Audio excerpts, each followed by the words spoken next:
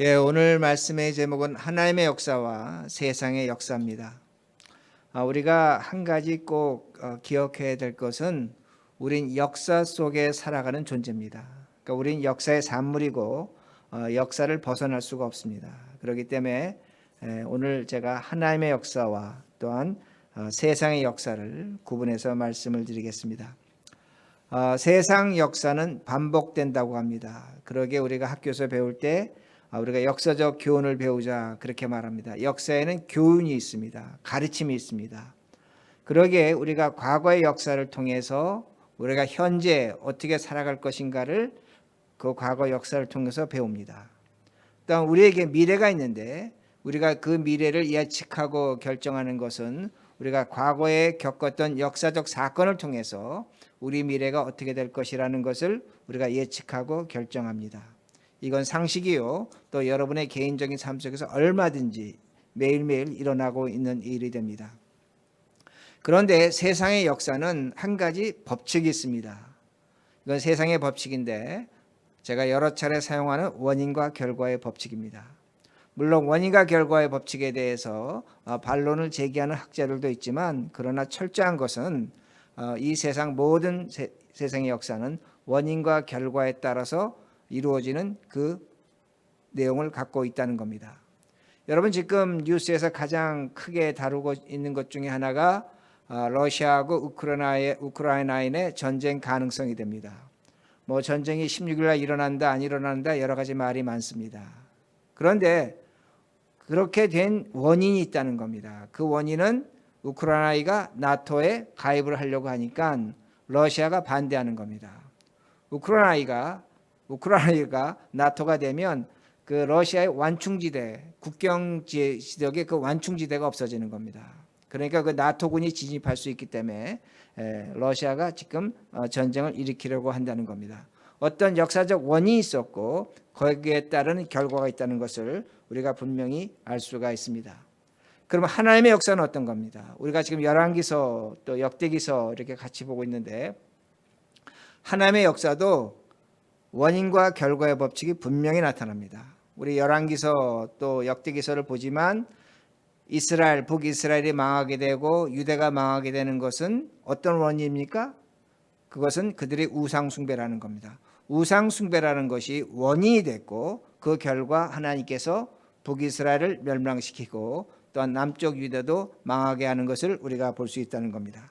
그런데 하나님의 역사에는 한 가지가 더 있습니다. 무엇이 더 있냐면 그 역사 속에 하나님의 은혜가 있다는 겁니다. 하나님의 은혜가 있다는 겁니다. 그러니까 우리가 갖고 있는 세상의 역사는 원인과 결과의 법칙으로 흘러가지만 하나님의 역사 속에는 원인과 결과로 작동하지만 그 안에 반드시 하나님의 은혜가 있다는 것을 우리가 분명히 아셔야 됩니다. 그러기에 하나님의 역사 속에는 원인과 결과의 법칙과 동시에 하나님의 은혜가 있다는 말씀이 됩니다. 예를 들면 오늘 본문에 그 내용이 나옵니다. 여러분 지난주에도 보셨겠지만 요시아가 성전을 수리하라고 합니다. 성전을 수리하다가 율법책을 발견했습니다. 그 율법책을 서기관이 요시아 왕 앞에서 읽어줄 때에 요시아가 그 내용을 듣고 옷을 찢고 회개를 했습니다. 왜 회개를 했냐면 그 성경에 어떤 내용이 있냐면 하나님께서 그 유대인의 조상들, 이스라엘 조상들이 우상 숭배했을 때 하나님께서 벌을 주셨다는 겁니다. 그러니까 그 내용을 보니까 요시아가 어떤 생각을 하냐면 그렇게 벌을 받았던 과거 역사적 사실을 통해서 우리가 이제 우상을 숭배하기 때문에 우리도 벌을 받을 수 있다는 겁니다. 그러니까 그가 옷을 찢고 회개하는 겁니다. 지금 무엇을 보여주는 겁니까? 거기에 원인과 결과의 법칙이 있다는 겁니다. 과거에 우리 조상들이 우상 숭배했고 하나님께서 징계하시고 분노하신 역사적 사건이 있기 때문에 오늘 우리가 우상 숭배하고 있기 때문에 우리도 그런 벌을 받을 수 있다는 겁니다. 원인과 결과로 그러게 옷을 찢고 있다는 겁니다. 그런데 히스기야가 제가 지난주에 설교드린 것처럼 한 가지를 더합니다. 뭘 한 가지 더 알고 싶으냐면 그러면 우리의 미래 어떻게 될 것인가입니다. 그러기에 제사장과 서기관과 자신들의 신하를 누구에게 보냈습니까? 여선지자 훌다에게 보냈습니다.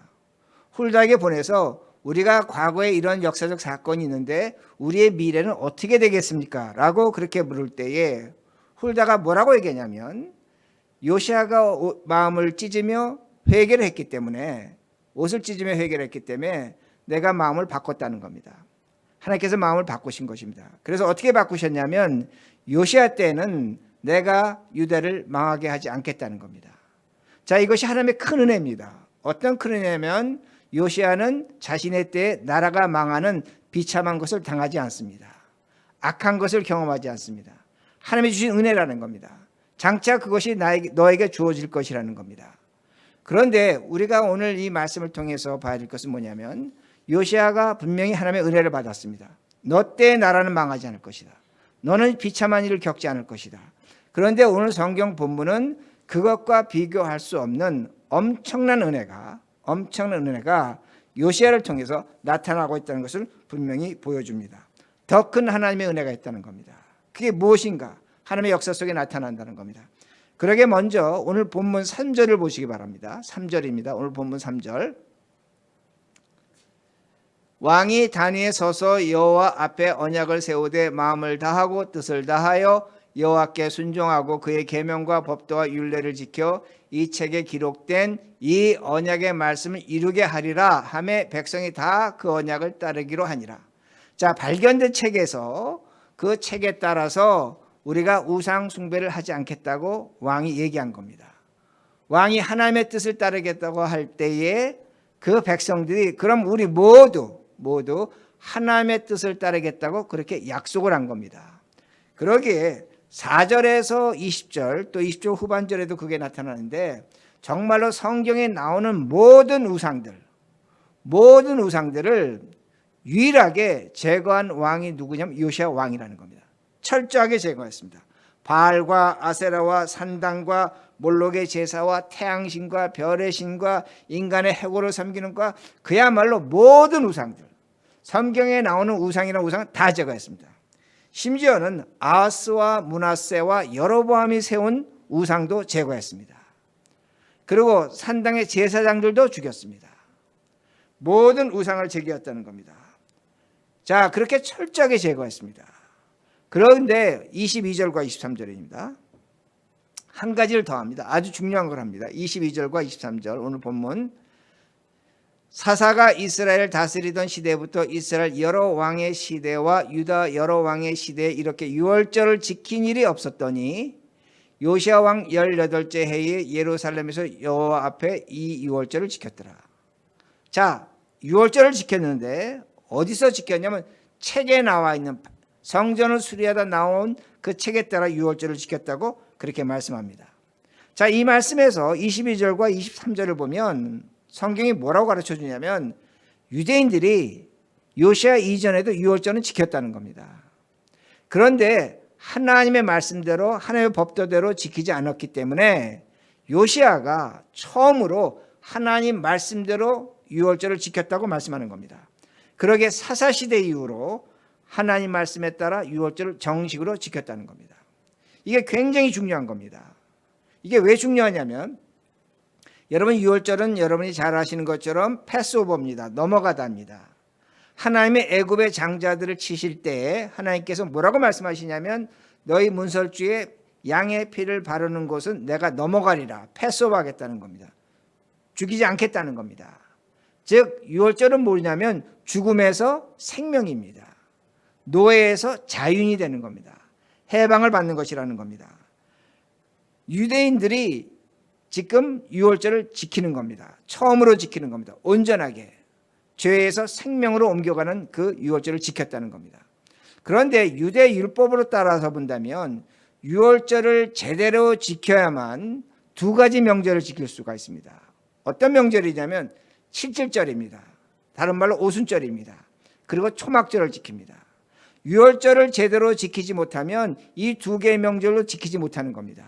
그러니까 지금 성경이 우리에게 가르쳐 주는 것이 뭐냐면 그동안 유대인들은 유월절 제대로 지키지 못했기 때문에 칠칠절, 즉 오순절과 초막절을 제대로 지키지 않았다는 겁니다.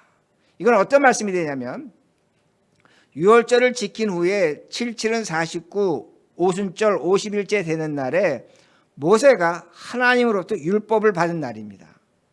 그러기에 오순절이 중요한 겁니다. 그리고 초막절, 장막절은 뭐냐면 유대인들이 추수를 합니다. 추수를 하고 먹을 걸 잔뜩 싸놨는데 그때에 밖에 나가서 추운 곳에 나가서 초막을 치고 잡니다. 그리고 그 안에서 전도서를 읽습니다. 이건 어떤 것이냐면 내가 이 땅의 물질과 이 땅의 것을 의지하지 않는다는 겁니다. 내가 저만큼 먹을 것이 있지만 추수를 했지만 헛된 것이라는 겁니다. 이걸 초막절 장막절이라고 하는 겁니다. 자, 그런데 6월절을 지킴으로 이 모든 명절이 제대로 완성됐다는 겁니다. 여러분, 이 6월절 우리에게도 마찬가지입니다. 우리가 예수님을 6월절 어린 양이라고 합니다. 6월절 예수님 어린 양으로 우린 죄와 사망에서 생명을 얻었습니다.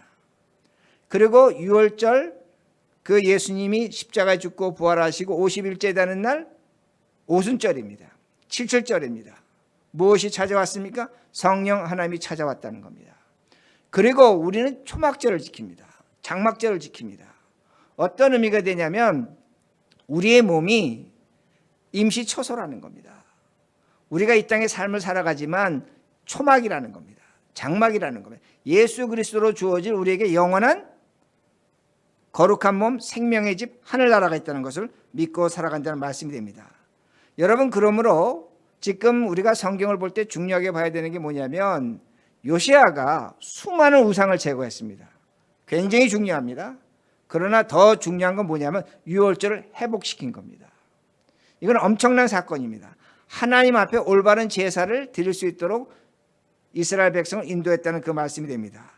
그러기에 25절을 보시기 바랍니다. 이렇게 훌륭한 한 일을 한 요시야를 어떻게 말씀하는가? 성경 25절 요시야와 같이 마음을 다하며 뜻을 다하며 힘을 다하여 모세의 모든 율법을 따라 여호와께로 돌이키는 왕은 요시야 전에도 없었고 후에도 그와 같은 자가 없더라. 자, 그러면 이게 무슨 말씀이냐면 열왕기서는 누구와 왕들을 비교합니까? 다윗과 비교합니다. 근데 여기 다윗의 이름은 나오지 않습니다. 그런데 지금 성경이 가르쳐주는 게 뭐냐면 요시야는 다윗보다 위대한 왕이라는 겁니다. 요시야 같은 왕이 전에도 없었고 이후에도 없었다고 분명히 그렇게 말씀합니다.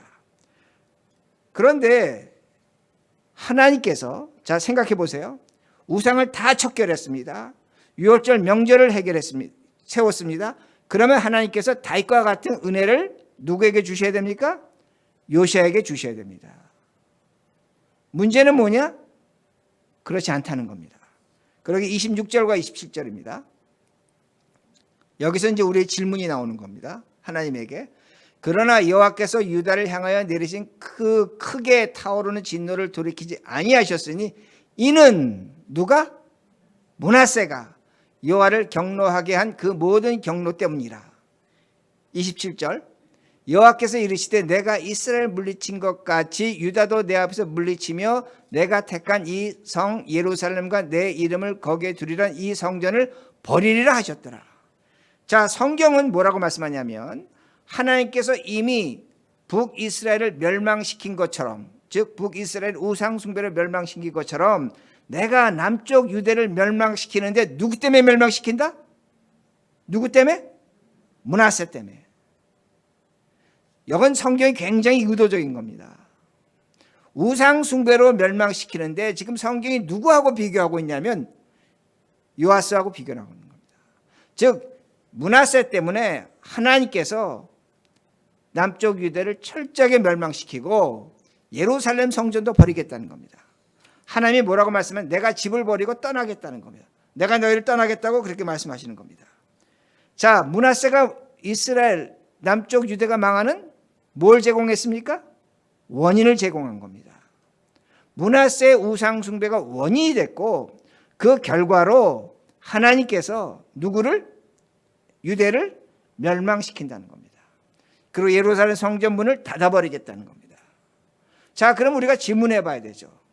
어떤 질문을 하나님께 질문해야 되냐면 손 들고 질문해야 됩니다. 하나님, 여기에 다윗보다 훌륭한 왕이 있습니다.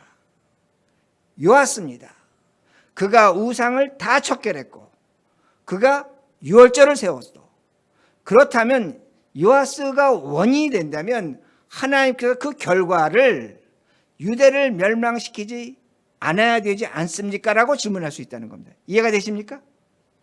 한 사람으로 인해서 나라가 망한다면 다른 한 사람이 우상을 버리고 우상을 척결하고 더 나아가서 유월절을 세우고 하나님에 대한 제사를 세웠다면 이 사람을 보고서라도 유대를 멸망시키지 말아야 되지 않습니까? 라고 질문해야 된다는 겁니다. 그런데 하나님은 철저하십니다. 누구 때문에 지금 유대를 멸망시킨다고 말씀하면 므낫세 때문에 멸망시켜야 되겠다는 겁니다. 요아스는 안중에도 없다는 겁니다. 그러면 제가 지금까지 여러분에게 뭐라고 설명을 드렸냐면 하나님의 역사는 원인과 결과에 따른 겁니다. 하나님이 요아스를 보고서라도 유대를 멸망시키지 말아야 됩니다. 그런데 멸망시킨다는 겁니다. 원인과 결과에도 맞지 않고 하나님의 은혜도 맞지 않다는 겁니다. 하나님은 지금 그 진노가 불같아서 므낫세 때문에 내가 유대를 멸망시키겠다는 겁니다. 하나님의 분노는 이해합니다. 그러면 우리가 이렇게 되면 어떻습니까? 우리가 요시아 같은 일을 했지만 우리가 한 일에 대한 아무런 결과가 나타나지 않는다면 우리가 예배 드려야 됩니까? 기도해야 됩니까? 우리가 하나님 찬송해야 됩니까?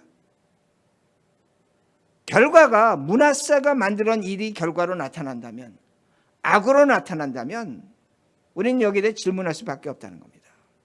우리가 어떤 것을 뿌렸는데 선을 뿌렸는데 선의 결과가 나타나야 되는데 지금 요아스가 선을 했는데 지금 아무것도 나타나지 않는다는 겁니다. 여러분 심지어는 악으로 나타납니다. 그것이 29절입니다.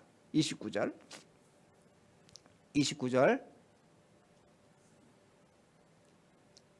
요시야 당시에 애굽 왕 바로 느고가 아수르 왕을 치고자 하여 유브라데 강으로 올라가므로 요시야 왕이 맞서 나갔더니 애굽 왕이 요시야를 무기토에서 만났을 때 죽이지라. 여러분 이 말씀을 보면 너무나 허무합니다. 지금 요시야가 바보 같은 짓을 하는 겁니다. 어떤 짓을 하냐면 아랍 왕이 아수르 왕하고 전쟁하는데 괜히 중간에 끼어든 겁니다. 그리고 죽었습니다. 허무하게 죽은 겁니다. 누구한테? 애굽 왕 바로 느고에게. 자, 이게 뭔가입니다.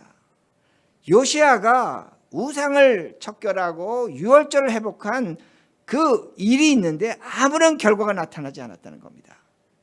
그리고 허망하게 죽었다는 겁니다. 그러기에 우리가 이 말씀을 보면 요시야가 그렇게 우상을 척결하고 유월절을 세운 결과나 므낫세가 우상 숭배한 결과나 나라는 똑같이 망한다는 겁니다. 그러면 우리가 하나님께 질문해야 되고 물어봐야 됩니다. 왜 하나님은 이렇게 하십니까? 하나님의 역사는 분명히 원인과 결과고 하나님의 은혜가 나타나고 있는데 왜 므낫세에게는 원인과 결과도 나타나지 않고 그리고 하나님의 은혜가 나타나지 않는가입니다. 그런데 그렇지 않다는 겁니다. 하나님의 은혜가 뭔가입니다. 하나님의 은혜를 제가 여러분에게 비교한다면 바다를 가보시면 압니다. 바다에 파도가 칩니다. 그 파도도 물결의 힘입니다. 물결의 힘이 있지만 그 바다 밑에는 조류가 있습니다. 그 조류는 파도와 비교할 수 없는 엄청난 힘을 갖고 있습니다.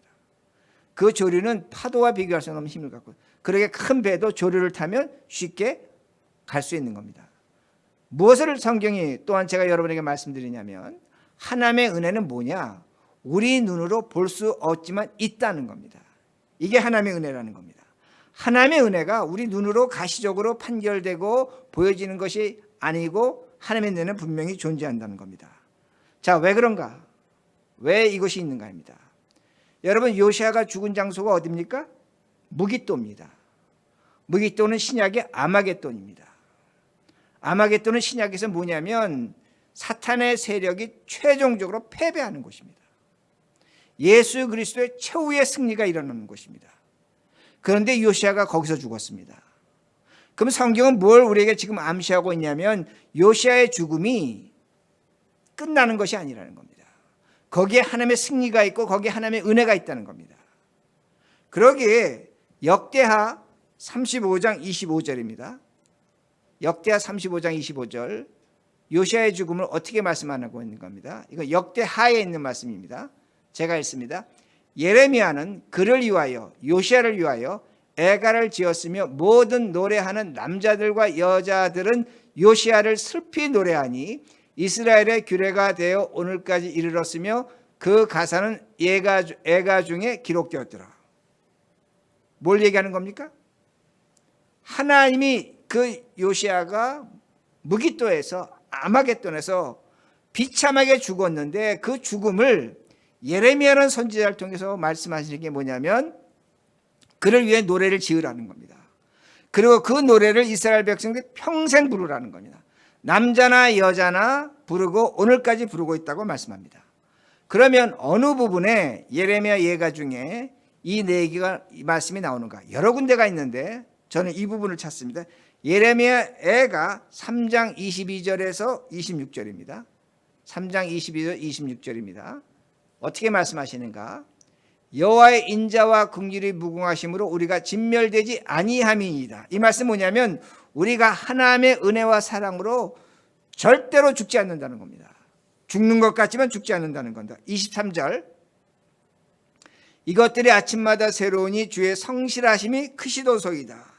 하나님의 은혜와 사랑이 매일매일 새롭게 나타난다는 겁니다. 누구의 죽음을 통해서? 요시야의 죽음을 통해서. 24절 내 심령에 이르기를 여호와는 나의 기업이시니 그러므로 내가 그를 바르리라 하도다. 이 말씀을 제가 의역하면 어떤 거냐면 하나님께 희망을 두라는 겁니다. 하나님께 희망을 두는 자는 하나님께서 은혜를 베푸신다는 겁니다.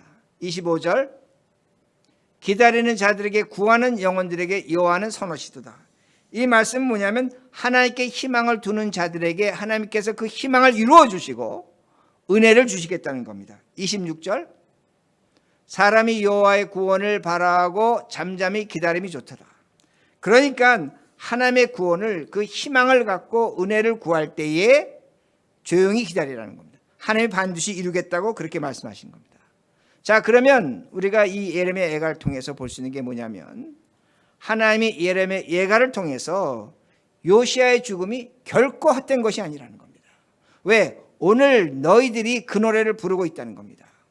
너희들이 그 노래를 부를 때 그 요시야를 생각하며 그 노래를 부를 때 하나님께서 희망을 주시는 것이고 그 희망에 따라 우리가 하나님의 은혜를 얼마든지 얻을 수 있다는 겁니다. 즉 우리에게 하나님의 승리와 영광이 있다는 것을 분명히 가르쳐 줍니다. 이게 하나님의 역사관이라는 겁니다. 제가 다시 이렇게 설명합니다. 자, 우리에게 여러분과 저희의 삶을 보면 행복할 때가 있고 불행할 때가 있습니다. 그럼 여러분 행복할 때 왜 행복했습니까? 행복의 씨앗을 뿌렸기 때문에 행복한 겁니다. 불행할 때는 불행의 씨앗을 뿌렸기 때문에 불행하다는 그 말씀이 됩니다. 우리의 삶은 예수님 말씀하신 대로 뿌린 대로 거두는 겁니다. 원인과 결과의 법칙입니다. 어떤 사람은 이것이 아니라고 얘기하지만 그러나 그 삶을 뜯어보면 이 법칙에서 우리는 거의 벗어나지 못합니다. 우리가 수고한 만큼 거두는 것이고 애쓴 것만큼 얻는 것이고 게으른 것만큼 얻지 못하는 겁니다. 그러기에 우리는 뿌린 대로 거둔다는 말씀이 됩니다. 그런데 우리는 2022년에 요시야입니다.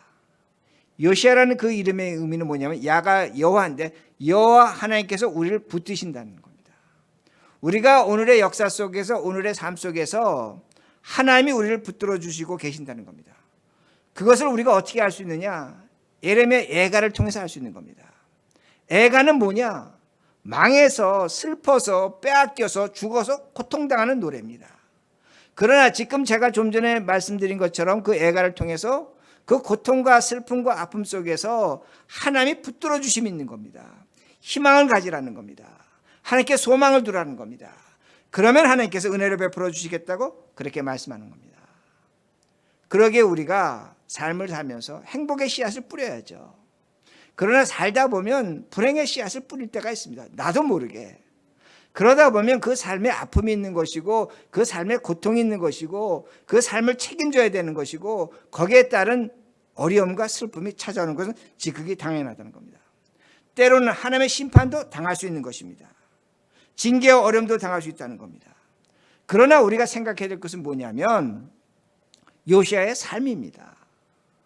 그가 그렇게 뿌린 것이 우상을 척결하고 유월절을 세웠습니다. 우리가 볼 땐 그가 무기때에서 허망하게 죽었습니다. 그러나 하나님은 에레미야 예가를 통해서 말씀하시는 겁니다. 내가 너희를 죽이지 않겠다는 겁니다. 내가 너희를 살리겠다는 겁니다. 너희는 나에게 희망을 가지라는 겁니다. 그러면 나는 너에게 은혜를 베풀겠다는 겁니다. 너희가 매일매일 새롭게 이렇게 살아간다면 너희가 역사의 패배자가 아니라 역사 속에서 하나님의 은혜를 허락하시겠다고 분명히 말씀하시는 겁니다. 여러분, 우리가 왜 살아있습니까? 지금 제가 왜 살아서 설교하고 여러분 이 자리에 왜 살아있습니까? 다른 것이 아닙니다. 하나님께서 지금도 우리에게 은혜를 주시기 위함이라는 겁니다. 희망이 우리에게 있다는 겁니다. 죄로 죽어야 할 자들이 아직 살아있다는 것은 하나님께서 우리에게 희망과 은혜와 승리를 보여주시기 위함이란 말씀이 됩니다. 그러기에 우리가 역사적 관점을 달리해야 되는 겁니다. 여러분, 오늘도 저도 뉴스를 봤지만 우리가 이민자로서 이 역사 속의 사회 속에서 얼마나 차별과 구박을 당합니까? 얼마 전에도 며칠 전에도 한 아시안 여성이 35살 정말 우리 자식 같은 딸이 정말로 이유 없는 죽음을 당했습니다. 비참하게 죽음을 당했습니다. 오늘도 우리가 이 세상에서 중심에 살지 못합니다. 변두리로 마지널라이즈 된 사람으로 외곽 지역에서 살고 있습니다. 우리에게 정치적 관심은 한국의 정치가 더 관심입니다. 미국의 여기 하원의원, 상원의원 우리 제대로 기억하지 못합니다. 오늘날 이것이 우리의 현실이라는 겁니다. 그런데 우리가 이 더러운 역사, 어떻게 보면 더러운 역사입니다. 살아가고 있지만 여기에 뭐가 있느냐입니다. 요시야가 있다는 겁니다. 하나님께서 우리를 붙들어주고 계신다는 겁니다. 우리가 여기서 하나님을 찾고 하나님께 희망을 걸 때 이 역사는 바뀌어진다는 겁니다. 그 결과가 하나님의 은혜로 나타난다는 말씀이 됩니다. 그러기에 우리는 오늘 요시야를 보면서 예레미야 예가를 찬송해야 된다는 겁니다. 세상의 역사에서 희망을 가져야 된다는 말씀이 됩니다. 그래야만 우리가 역사의 주인이 됩니다. 여러분, 다시 말씀드립니다. 세상의 역사는 원인과 결과입니다. 하나님의 역사도 원인과 결과입니다. 그러나 세상이 갖지 못한 우리가 갖고 있는 역사는 뭐냐면 그 원인과 결과에서 하나님의 은혜가 나타난다는 겁니다. 하나님이 우리를 요아스처럼 붙들어 주신다는 겁니다. 예수님이 십자가에서 엘리 엘리 라마 사막다니 하면서 하나님의 손을 떠난 것 같습니다. 그 하나님의 버림을 두려워하셨습니다. 그러나 하나님 그 예수님을 죽음에서 부활시키셨습니다. 마찬가지입니다. 오늘 우리가 아무리 어렵고 아무리 힘들고 참 이 세상에서 어떻게 보면 우리가 살아가는 세상의 역사가 좀 표현하긴 뭐하지만 더러운 역사일지도 모릅니다. 그러나 이 역사 속에서 하나님은 우리를 붙잡아 주십니다. 우리가 이 시대에 2022년에 왔습니다. 이걸 믿으시고 하나님의 은혜를 찾으시기 위해서 이 역사 속에서 희망을 찾으시는, 희망을 가지시는 우리 모두가 되기를 간절히 바랍니다.